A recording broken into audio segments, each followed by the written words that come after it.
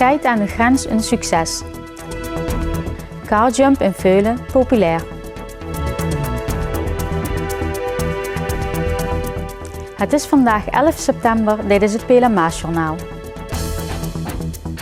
Burgemeester Hans Gielissen heeft de bronzen waarderingspenning van de gemeente Venray uitgereikt aan de 91-jarige Jo van den Biggelaar tijdens de afscheidsbijeenkomst van de vrijwilligers van Studio Beukenrode. Jo van den Biggelaar was vanaf 1978 radiopresentator en technicus bij de vroegere ziekenomroep Venrayse Omroep Stichting VOS. Later was hij tv-presentator en technicus bij Studio Beukenrode. Hij verzorgde muziek en nieuws voor cliënten van Sint-Anna en Servaas, later bij de Cruze en op de Beukenrode. Daarnaast verzorgt hij wekelijks het verzoekplatenprogramma Jukebox. Ook heeft hij zich op vele fronten ingezet om de belangen van de gehandicapten te behartigen.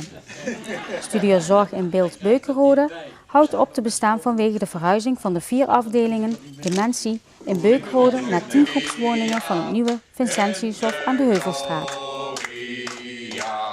De eerste editie van het culturele evenement Scheid aan de Grens was een succes. Tijdens dit culturele evenement stond de grens van Brabant en Limburg centraal. De initiatiefnemers viel het namelijk op dat de provinciegrenzen vrijwel niet overgestoken worden bij evenementen. Brabanders blijven in Brabant en Limburgers in Limburg. Het idee ontstond spontaan. 3 jaar geleden zaten we met Venrayse kermis met 3 horecaondernemers en mensen uit het Venrayse op de kermis te praten over het oerolverhaal. En dan zie je van ja, goh, dat is een leuk verhaal. Fietsen tussen een aantal podia in diverse dorpen door het groen, dat is het basisverhaal waar we mee begonnen zijn. Op meer dan 20 locaties, verspreid over de grensdorpen Venray, Overloon, Smakt, Holtees, Geisteren en Maasees, stond een gevarieerd programma. Dichters, DJ's, dansers, zingers, songwriters, kunstenaars en nog veel meer deelnemers kregen een plek in het programma.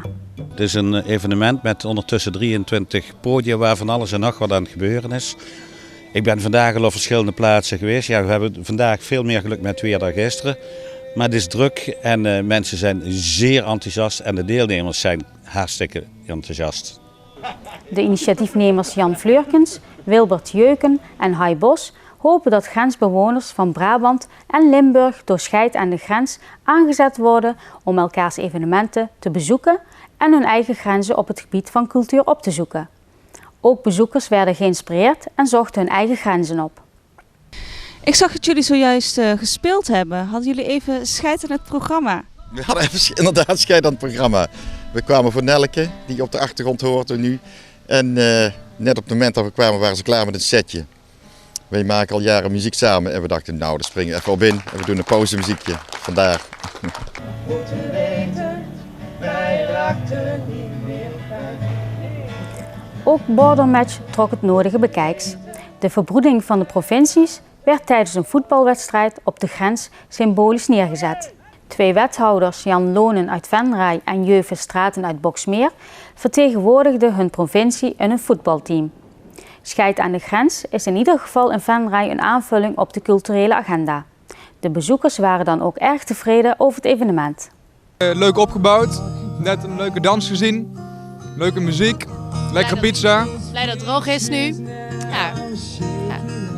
We hebben nog niet heel veel gezien, maar we vinden het wel een leuk initiatief. En ja, het zijn mooie projecten. Het is gelukkig dat het weer goed is. We zijn eigenlijk nog maar net hier, maar verder wel inderdaad mooi. Dat mensen ook hier zitten en dat ze naar binnen kunnen en alles kunnen zien. En sowieso een hele route is er, hè, dus die gaan we nog een stukje verder volgen dadelijk. Nou, ik vind dat een prachtig initiatief. Dat moet ieder jaar terugkomen. Zoiets cultureels en zoiets moois, dat zie je niet overal. Ik vind het een super initiatief. Ik vind het echt leuk opgezegd. Wat ik tot nu toe heb gezien vind ik leuk. Ja, ik hoop dat het ieder jaar komt. Of het een jaarlijks terugkerend evenement wordt, moet nog blijken. Venray heeft in ieder geval succesvol kennis gemaakt met cultuur in een nieuw jasje.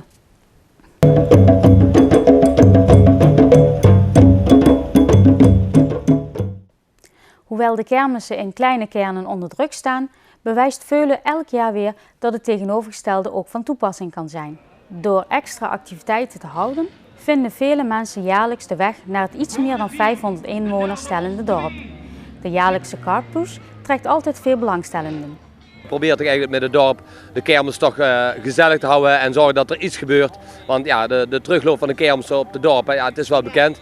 En we proberen natuurlijk van alles te doen om toch een hele gezellige kermis te maken in het dorp zelf. En dat gebeurt allemaal in samenwerking met Anthony hier van de café om iets te organiseren. En wat wordt georganiseerd, maken mensen toch wel nieuwsgierig, ze komen kijken.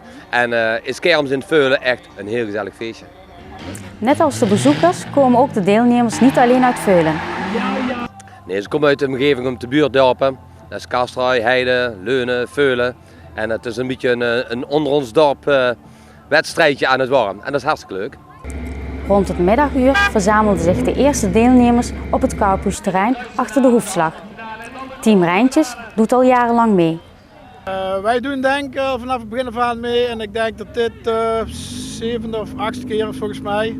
En met deze auto doen we dan de 6 keer mee, zou ik maar zeggen. Ja. Net als bij de Formule 1 is ook bij de Carpush het team en de techniek belangrijk. De auto wordt voor de duwwedstrijden ook speciaal gerepareerd. De vering is gedemonteerd, het differentieel is vastgelast om de maximale grip op de baan te krijgen. Ja. De auto's hebben het zwaar te verduren tijdens het evenement. Vanaf 2 uur kon het publiek zondag genieten van ronkende en tegen elkaar beukende auto's. Het gaat hard tegen hard, maar gevaarlijk is het niet. De veiligheid staat natuurlijk hartstikke voorop. Er worden gleuven langs de baan getrokken. Op het einde van de baan staan grote betonnen blokken, dus we zijn eigenlijk niet bang voor ongelukken. We hebben eigenlijk de zaak redelijk goed in orde. Als er rode vlaggen zijn, dan wordt er niet gestart. Dus het is allemaal veilig, rondom afgemaakt. Er kan niks gebeuren. Allemaal de gordel aan, de helm hebben we allemaal op. We hebben nog een nekband hebben we om. Dat is supergoed. De Carpush is een bijzonder evenement. Kermis en autosport gaan hand in hand. De winnaar wordt op een bijpassende manier geëerd. Nou, die wint natuurlijk alle eer, dat is het eerste plaats. Dan krijgen ze de wisseltrofee, de Carpush wisseltrofee. En daarna mogen ze allemaal een fles drank leegmaken hier vandaag. En als ze onder de 18 zien, dan krijgen ze het aantal consumpties gewoon in fris. Niet alleen op de kermis, maar ook op het Carpush-terrein bleef het nog lang onrustig. Over geluidsoverlast klagen ze in Veulen niet.